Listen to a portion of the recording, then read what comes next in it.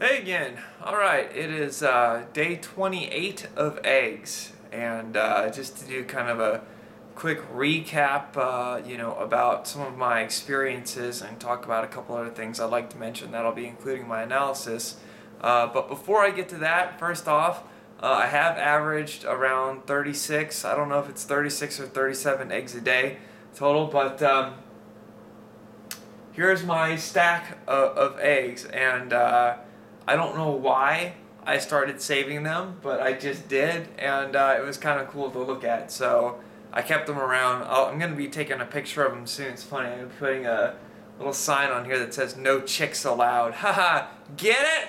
Get it? No chicks? These would have hatched if they weren't eaten or fertilized or something. Anyway, so that's going to be my funny haha picture and joke. So over the last 10 days, when I did cut down my egg intake from 42 eggs a day down to 32 eggs a day, I started trying to eat many more of them raw.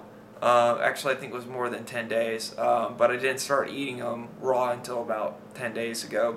But I started off trying to work my way up to it. Of course, I had some of the fears instilled in me by my mother and other people. It's like, you're gonna get salmonella. So just in case, and just to be safe, I wanted to acclimate myself to any bacteria I might be exposing myself to. And plus just getting used to the food as well, because even if you change how you cook food, it will change how your body reacts to the food. So on the 2 week anniversary mark on day 15, I had 2 eggs raw for the first time ever. It took a few days. I didn't have any more raw for a few days after that, but then I started working up. I started off with around half a dozen a day, working up to 9 and then a dozen. And actually, both yesterday and today, all the eggs that I ate were raw. I didn't do the full 32 today. I've got to fast now for my blood work in the morning. And I just filled up my stomach with my second meal of the day. So I'm pretty good. I might try to get a few more down before 8 o'clock here, but that's coming up pretty quick. So, real quick, I want to make some notes. Ever since I did switch to eating raw eggs, it has been much more pleasant. Now, that also did coincide with cutting my egg intake down, so you never really know which one it was accredited to. Maybe a little bit of both, but I definitely feel a difference eating raw eggs than I do cooked eggs. And a lot of times I felt the difference, not over time or throughout the day, but immediately after I ate the eggs.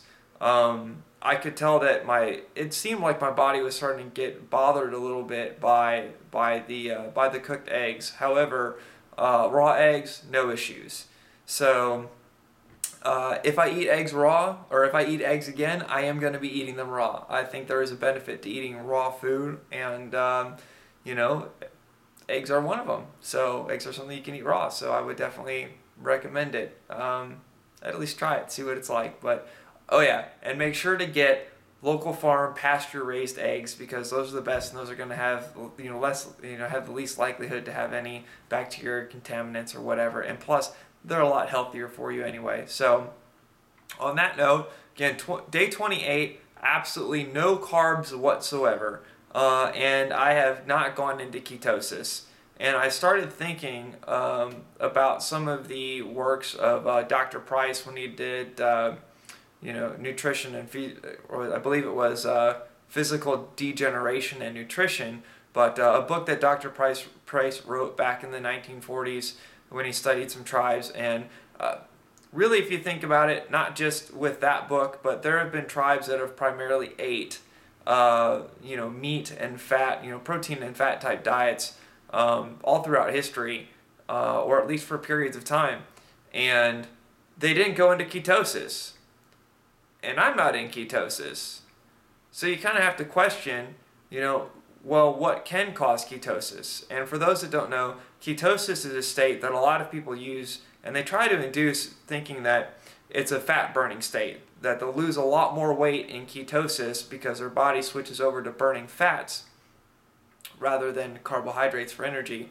Well, it's obvious to me that carbohydrate depletion has nothing to do with ketosis because, again, otherwise, how can I not be in ketosis? But one of the things I started realizing is in modern food, in modern meat and dairy and eggs, you have a high prevalence of omega-6 fatty acids versus omega-3 fatty acids.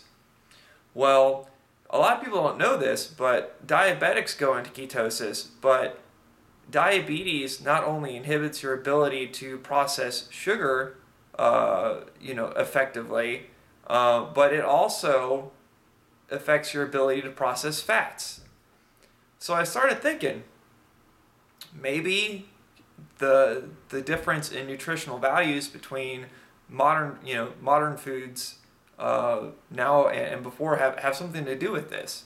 So, and again, omega-6 to omega-3 fatty acid ratios are, even as high as 15 or 20 to 1 in conventionally raised meat and egg products. However, they can be as close to 1 to 1 in, again, pasture raised, grass fed, organic, type, local farmer type products. So the other thing is that a lot of people use coconut oils to induce ketosis.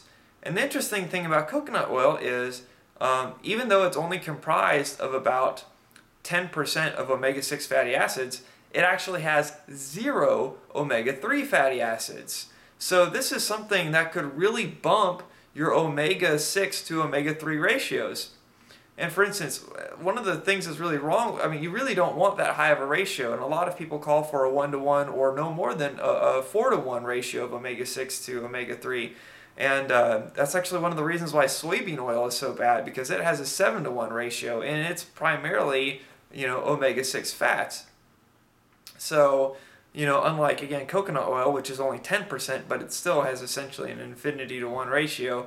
Anyway, so I started thinking, hey, maybe that's why. So maybe ketosis isn't exactly the fat burning mechanism that a lot of people credit it to. Maybe it's something that's actually very unhealthy that our bodies get into. And maybe there's weight loss because of other things. Maybe it's weight loss because of the, part of the degradation of our health. So anyway, those are some thoughts that I've had. Again, I'm feeling great. I can feel the energy drain. I am ready for carbs. I have actually bought some bananas. Bananas are my next food. I bought some in advance. These are getting a little bit ripe, but I cannot wait. I cannot wait to eat them. All organic, of course. So, but I've got some things to do tonight, and I am very excited to see the results of everything. Hopefully I'll have some more recording soon with some of the results and maybe initial analysis from tomorrow. So until the next time, everybody take care. No chicks allowed.